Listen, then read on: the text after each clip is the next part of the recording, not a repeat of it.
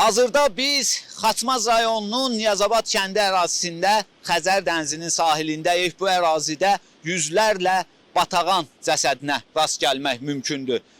Bu əsas məsələ isə bu quşların hansı səbəbdən tələf olmasıdır.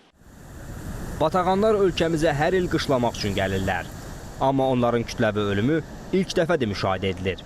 İndiyə qədər belə vəziyyət olmayıb deyən sakinlər öz ehtimallarını da irəli sürürlər.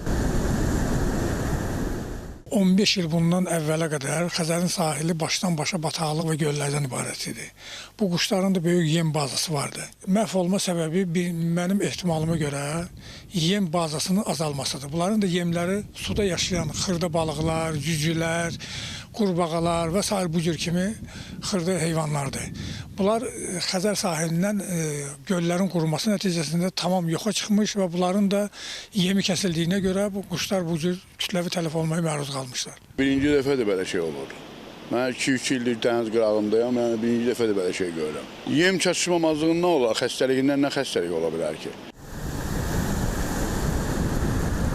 Ekologiya və Təbii Sərvətlər Nazirliyi və Qida Təhlükəsizliyi Agentliyinin yerli qurumlarının əməkdaşları Xaçmaz rayonunun Niyazabad və Navran kəndlərində sahil boyu ərazilərdə olub. Quş cəsədlərindən nümunələr götürüblər.